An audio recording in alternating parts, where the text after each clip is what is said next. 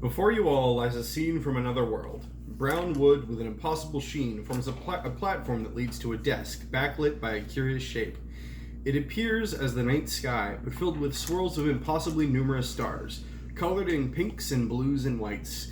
To the left of the desk are two incredibly plush chairs, befit of the greatest kings. To the right of the platform, a massive set of curtains lie, concealing something. To the right of this, a whole band of animated instruments. They hover in place expectantly. You sense the bustle of a crowd around you, but you cannot move your head away from the scene in front of you. Suddenly, the curtains part and you see Hallister running out, clad in pristine black clothing. Oh god. I'm going to hell. You see Hallister running out in a full suit. Full suit, hair still as crazy as ever. Am I done now? Thank you, everyone. Am I done His now? voice, no, you're going. His voice much more clean than usual, befitting of a Tonight Show host. Welcome everyone to the Mad Mage Show. Applause go. Oh god. Roll the dice, cat.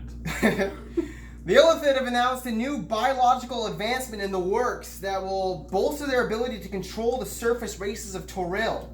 They say that they will be prepared to dominate the material plane within the next millennia. When asked for further details, the Mind Flayer ate our reporter. Applause goes out.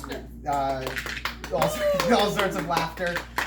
They're not all that bad, the Illithid, you know. If you're feeling stressed, they won't just take the load off your mind. They'll just take the whole thing. But no, this is good for the Illithids because they'll finally be able to accomplish their goal. You know, assimilate all the races who pointed out they've got a squid hanging from their mouth. You gotta, you know what, never mind. This is good news. We're being told that our reporter did actually survive. He's currently in the back. Let's take a look. And you see him go backwards, and you can see just apparating in space like this portal towards the back, wherein you see a man just tearing a dagger out of another crew member's back. You can see he's covered in blood. There's at least 3 dead bodies you can see from here. And then suddenly his body starts to convulse, bones snapping, his hair falls out, and the flesh becomes gray and purple as tentacles come from its mouth, and it becomes elongated, turning into a full-on Mind Flayer right in front of you all. The audience begins to laugh and cheer and so just laughing, howling laughter, and he says, "Oh, he's gonna be feeling that for eternity." The audience laughs again. Well, that's alright, folks. We got a great show for you tonight. Ara Bayanel from the Dungeon of the Mad Mage is here, as well as gifts and spell ships right after these advertisements. Don't go away. And you can hear the music once again begin to play as 3 advertisements begin to apparate into your minds. Hope you're ready. The Archdevil Beelzebub. Do your past failures yet haunt you? Do you hunger for your lost status? Do you crave redemption? Seek out your local cult liaison now. The past needs not be the future. I like that one.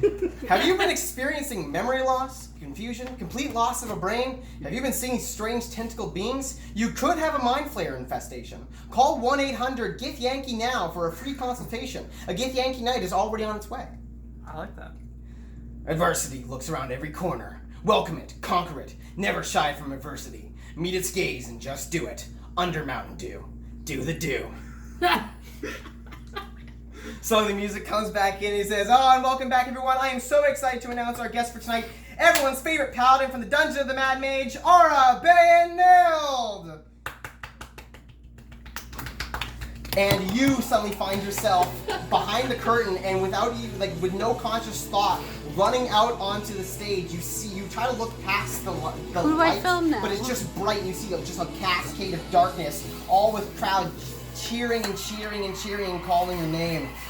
As you find yourself walking up, running up, like kind of waving, and up onto the platform, and then over to one of the big comfy chairs that's next to him. Right. As he kind of like shakes your hand and sits you down, and he goes behind the desk.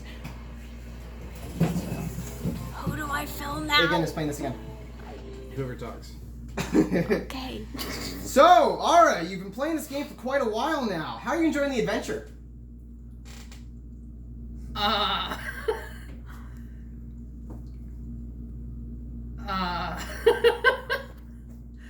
mean, it's Oh, that's amazing. So a little scrying eye told me that your new party member came with a little adventure of your guys' own. What can you tell us about that? oh. Oh, fuck.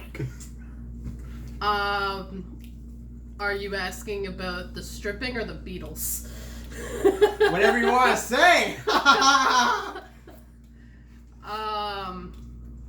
never know. Well, she's never gonna see this, is she? But, well, who the fuck cares? A few drinks into the night. Few.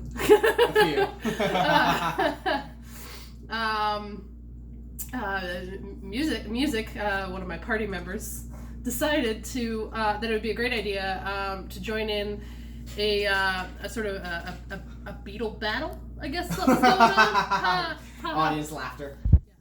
I didn't realize at the time she could turn into a beetle, so I thought it was funny until it happened. Well, that's great. Well, Laura, the next chapter of your journey is bound to be exciting for you. Of course, we here at Mad Mage Productions want to give you a little boost, so we've got a little gift for you. He pulls out a gem from underneath the desk. Here you are, and passes it over to you. Bean has learned so much from you that we thought it only fitting you learn a little bit from Bean. Suddenly, the gem explodes. It is like a diamond, perfect diamond shape. What's going on? Explodes in a cascade of pink light, shimmering all over the place. The light begins to shift colors rapidly, and then it begins to levitate in front of you and slam into your forehead. You can feel blood dribbling down your face as it begins to pulse energy throughout your body. You can see your veins begin to illuminate with pink and the shimmering lights of the magic as just insane pain begins to fill your body. You're not sure whether this pain will result in death or worse, eternity, but as it just keeps going, pulsing with every beat of your heart, it begins to get more and more painful. And finally, in this final cascade of pain, you scream out and fall down into the muck of the swamp next to the bodies of the Naga beside you. You are now one level of sorcerer. Yeah!